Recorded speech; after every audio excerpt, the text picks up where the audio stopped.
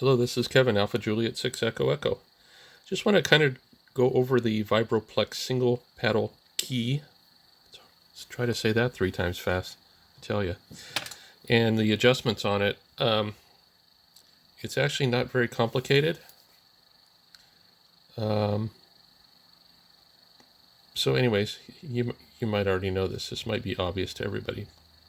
But I had to look it up and try to understand it better. So I got the manual and I got the adjustment stuff, and the first thing we'll talk about is this piece here, which is actually called the trunnion pin, and they've got the diagram sideways.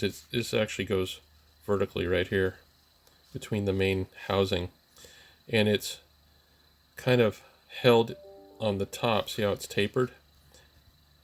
It's held in the top by this little bolt and lock washer, and below by this bolt that comes up through the main assembly here.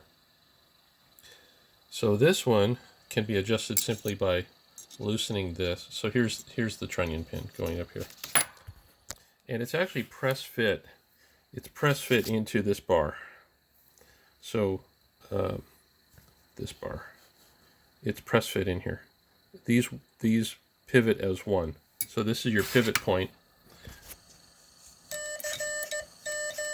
when you're keying, right? And you can see the taper at the top and the taper at the bottom. And you can see the screw underneath there. So the adjustment for that is to raise the main bar,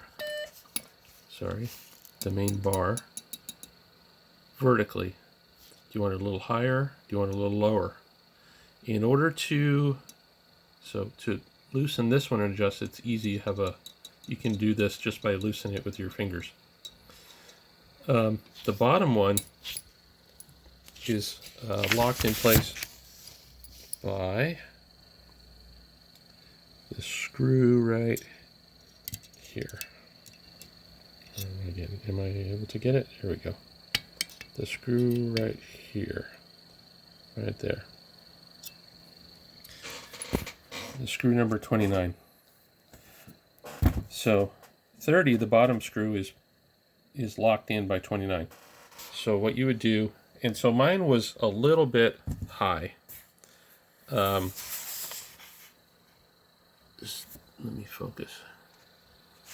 Try to focus. There we go.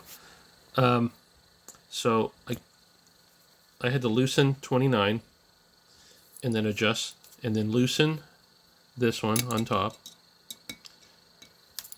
to give it to give it some slack to move up and down, and then get it where I wanted it, and then tighten it back up, but don't tighten too hard. You want it to kind of float in there, right?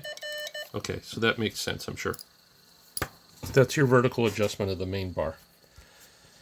It will still lift a little bit because the part with the key is a little looser, and that's okay, because as you're keying, your hand's going to move, however it moves. So that's fine. On this side is your adjustment. Let's see. Right here is for your DAWs. Let's see here. And this is your dits. And you can also adjust up and down by loosening this screw, moving it in and out, moving this up and down to align it with the other pad on both sides. Mine was a little bit off here. In fact, it's still just a little bit higher, but when I tighten the bolt there, since I'm turning clockwise, it rotates this piece. It rotates this piece clockwise and then ends up below it. So I just said, okay, that's close enough. Not going to worry about it too much. It's close enough. This over here is your tension. It's got a spring in it. This is your dit tensioner for the resistance as you push, because the bar's swinging this way, right? And the spring's pushing that way. So that's your dit tension. This is your daw tension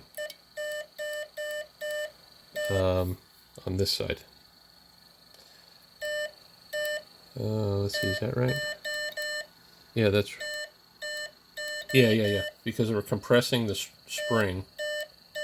You can't really see it on the video, but it's compressing just slightly.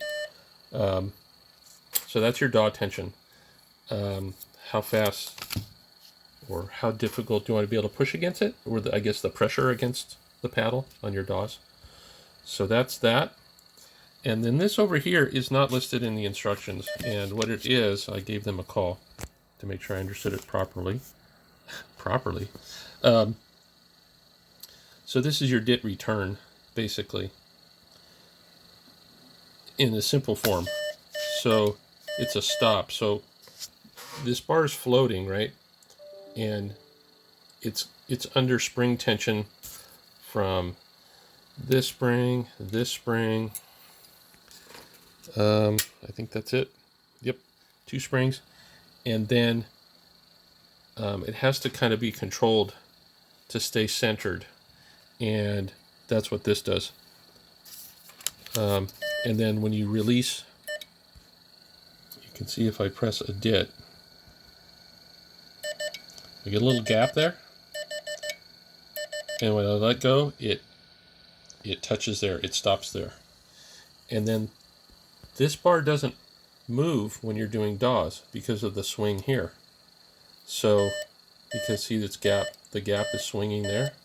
So the bar is used for dits, and this bar is used for daws. So they're separate. This, if you were, let's say you were to push this over, say this was the main bar here, okay, the main bar, and it was at an angle like this, right, instead of being straight. Say it was slightly off one way or the other. Well, what you would do is adjust this over, push the bar over, or loosen it, let it come back, and then reset your pad here and reset your pad here. So let's say I wanted to move the whole bar clockwise. I would loosen this out, and then I would bring this over. But first I would loosen this so the bar could move over, could rotate over, pivot over, lock it, and then reset my gaps here and here. So hopefully that helps. Might be totally useless, but there you go. 7-3, enjoy the day. AJ6 Echo Echo.